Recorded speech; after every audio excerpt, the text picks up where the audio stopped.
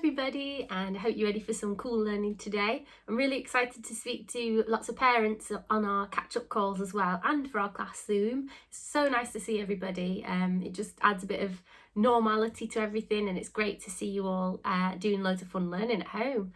So what we're going to do today is we're going to do our normal English and maths and phonics, and we're going to learn a new split digraph in phonics. Shall we see what it is? Let's get going. Find a space, and we're going to have a big stretch up and stretch out and twist this way and twist this way. Shake your hands high and low, roll your shoulders and roll your shoulders forward. Is anybody learning anything new at home, like a new instrument, or maybe some kind of new art techniques that you're doing at home, or some sports? I know lots of you are into football, aren't you? I wonder if you're doing that at home. And what we can do today for our little warm-up, let's do some squats. That means bending your knees and going down like this.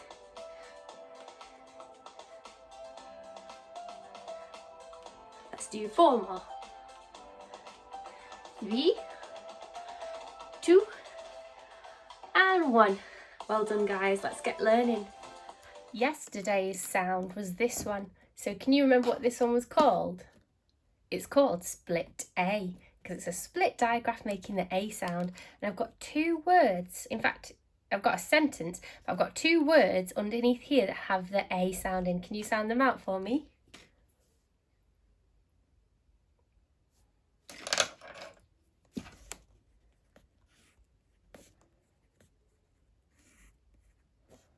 So we've got a make a cake.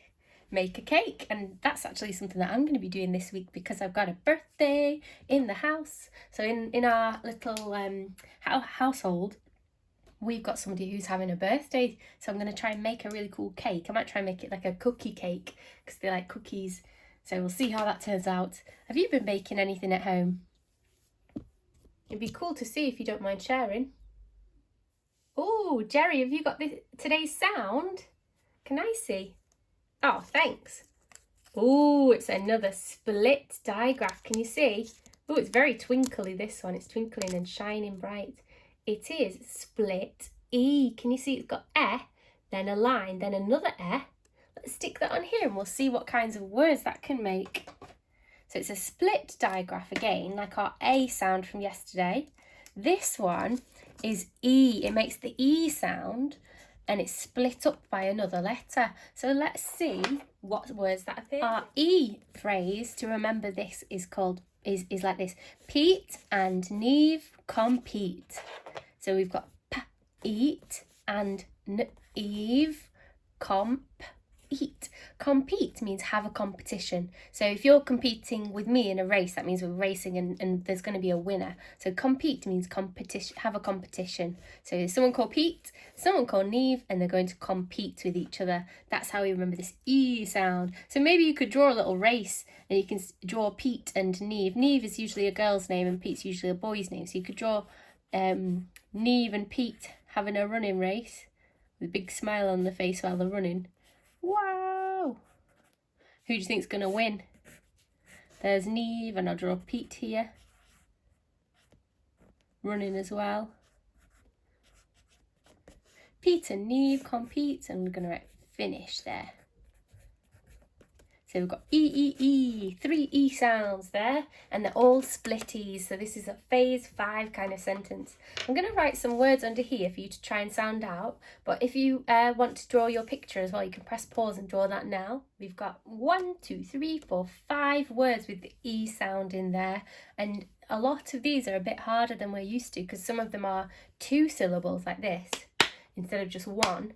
So it might be harder for you to read and you might need to cover half to sound them out properly, but have a go at those. Pause the video now and then we'll go through together.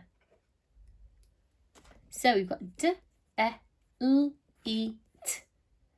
Delete, delete. So on a computer, if you go back, if you delete something, you go and get rid of it, delete. What about this one? I might need to cover half. So I've got com. That's com there. And here we've got pleat. Pleat. Com and pleat make complete. Complete means when you finish something. So they've completed the race if they get to there. Complete. Here we've got theme. Theme. So if you've ever been to like a theme park, they might have things like a wheel that you can go on, a Ferris wheel, or they might have roller coasters. Whoa! I am terrified of roller coasters. I'm usually the one standing on the ground just watching it because I'm too scared. So we've got a theme, and then we've got I'm going to cover this half. So it starts with con, and then we've got eat, concrete. So that is something that you can pour and make bricks from, so that or breeze blocks, so you can build things. So concrete is what we use to build a lot of buildings. And then we've got even. So all the numbers that are in our 2 times table are even. Okay, so those are our 5 words today that we've sounded out with our E sound. Maybe you could start putting these split digraphs somewhere around your house so that they help you remember them. So we've got the long A sound there, the long E sound here. I'll just put it underneath like that. It's often at the end of words, but not always, because like this one in even, it's at the start. But see if you can spot any of those in the stories you're reading at home this week. In maths yesterday, we learnt about arrays again, didn't we? So what I'd like you to do is, before we start today's word problem challenge, I'd like you to go back to yesterday's learning and do something a bit different. So remember we looked at this bit at the bottom here, and I said, what calculation could this be showing? And we realised that it can show 5 lots of 4, but it can also show 4 lots of 5, can't it? Because we can do that lazy swap. So if I show you this one here, it's got 2 lots of 3 is 6. So if I draw that on here, 2 lots of 3, 1, 2, 3, 1, 2, 3. That's 2 lots of 3, isn't it? Just move this back out of the shadow a bit. So that is 2 lots of 3. But if you do a little twist like that, it also shows us 3 lots of 2. 1 lot of 2, 2 lots of 2, 3 lots of 2. So as well as 2 times 3, or 2 lots of 3, you can have 3 lots of 2. And it's the same answer because the total hasn't changed at all. All we've done is twisted it round like that and just moved it a bit. So what we're going to do today to start with is look back through yesterday's questions and see if you can tell me what the other calculation is that you could make from this array. So 2 times 3, we can also make 3 lots of 2. We've swapped the numbers around, haven't we? Have a go and see if you can do that for the ones we did yesterday. So pause the video now and you can have a try at that. The next thing we're going to do today is we're going to practice some word problems. It says here, can I solve multiplication word problems? So it's this symbol, lots of, okay? So here, I'll read them to you and we'll talk about how you could solve them. It says here, there are 8 cats in the tree. Each cat has 2 ears. How many ears are there altogether? For this one, you could draw a picture like this. So you could draw a little maths picture. We've got 8 cats. 1, 2, 3, 4, 5, 6, 7, 8. And then just to make it a bit more, it's slightly not as maths picture-y as normal, but this is still helpful. That you can give each one 2 ears. 2 ears for you, 2 ears for you, 2 ears for you. Don't spend too much time giving the cats faces or anything. That's what I mean when we say maths pictures. They've got to be quite simple. Something like that is fine. We don't need to give them whiskers and noses and things. So here we can just count up now. We've got our 8 cats with 2 ears. We're looking for how many ears are there all together. Don't be tricked by this word as well, because often that means add, doesn't it? But it can also sometimes mean multiply. So we've got to think carefully about what the question is asking to know what we need to do. We know there's 8 cats and they all have 2 ears. So we've got 8 lots of 2. That's what it's asking. You could draw it like this, or you could draw it as an array like this. 1, 2, 3, 4, 5, 6, 7, 8, like that. So the answer, oh, sorry, that's 4 lots of 2 there. I've done that wrong, so I'll do 8 lots of 2. 5, 6, 7, 8. That's 8 lots of 2, isn't it? Oh, I nearly forgot then. 2, 4, 6, 8, 10, 12, 14, 16. Or you can count it this way. 2, 4, 6, 8, 10, 12, 14, 16. So we've done the first one together. For the next two, see if you can have a go on your own. We've sent out some word problems this week, but you can find loads online if you just type in year 1 or year 2, if you're following along in year 2, times word problems or multiplication word problems. If you need an adult to help, just see if there's someone to ask at home. So it says here, there are 6 cars in the car park. Each car has 5 people in. How many people are there altogether? So we've got 6 cars. Each car has 5 people in it. So we've got 5, 5, 5, 5, 5, 5. See if you can solve that one. This one says there are 12 dogs. Each dog has 3 bones. Lucky dogs. How many bones are there altogether? Again, we've got this altogether word, but remember it can mean add or multiply. So we've got to think in our heads, what's the most obvious thing it's asking us to do? In here, we've got 12 dogs and they've all got 3 bones each. So we're doing 12 lots of 3, okay? For your mega challenge today, here's a little thing to make you think. I can see 10 wheels. How many bicycles? Okay, I'll leave that one with you to have a think and see if you can solve these. Pause the video now and I'll go through them in a moment. So this next one, we've got 6 lots of 5. So we've got 6 cars and in each car there's 5 people. So there's 5, 10, 15, 20, 25, 30. You could just count that on your hands, or you could have drawn each car. So you could have gone 1, 2, 3, 4, 5, 6. And then drawn 5 people in each car. 1, 2, 3, 4, 5. 1, 2, 3, 4, 5.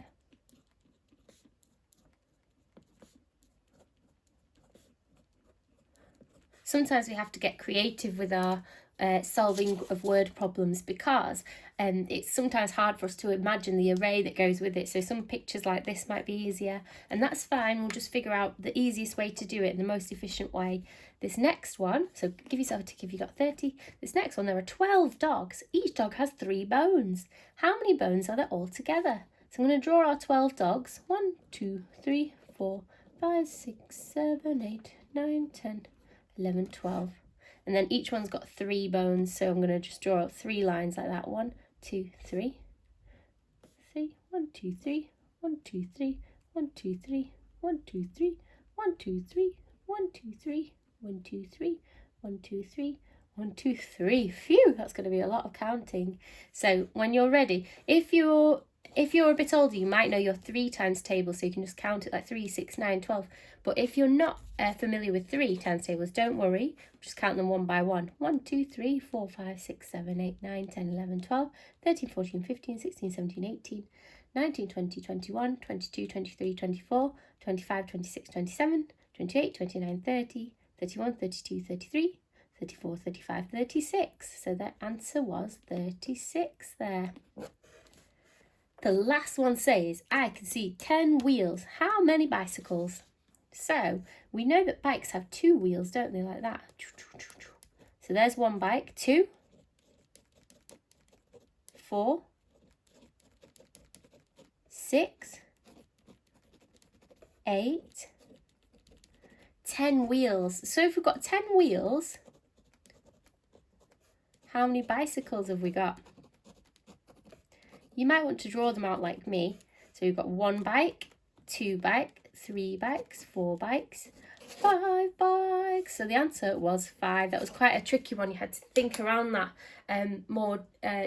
more in depth than maybe these ones. That's what we would call a mastery question, that one, because it's using your imagination to think of how to solve this in a more cryptic kind of way. It's trickier. Well done for that, guys. That was hard today. Proud of you. In our English yesterday, we were learning about Oliver's vegetables again, and you designed your very own garden that's going to be in your story. So what we're going to do today is underneath this, or in your books if you've got space. I just like using up all the lines and things on paper before I throw it away, just to save paper, save the environment. So underneath your picture, you can tell me about your garden. So I'm going to say Lima's garden. And because it belongs to Lima, use something called an apostrophe. An apostrophe tells us that it belongs to Lima. So Lima's garden was, do you remember was is spelled like was? I'm going to write Lima's garden was full of, of, ripe red tomatoes. Ripe, comma, red tomatoes. So remember our spelling. You can use this to help you as well. From our phonics is tomatoes like that. Lima's garden was full of ripe red tomatoes. A full stop, capital letter. It also had, also is a good word. It also had, what other things shall I describe? I'm going to put crunchy, zingy onions, or tangy. No, it's not really tangy. Onions have a really strong flavour, especially if they're raw. It's the thing that makes your eyes water as well. It's such a strong kind of scent or chemical that comes off onions. So it also had crunchy. What word should I use? I'm going to say, I am going to say zingy actually. Zingy onions. But you can come up with your own adjectives. Can you see I'm doing my 2A sentences each time? Crunchy and zingy, ripe and red. I think I'm going to write another sentence. I've got Lima's garden was full of ripe red tomatoes. It also had crunchy zingy onions. I'm going to say the crispy emerald lettuce was the best. I love lettuce. The crispy. Instead of saying green, I like to use the jewel name, so emerald. Emerald. The crispy emerald lettuce was the best. Because, whoa, favourite word alert. Because, why is it the best? It was delicious.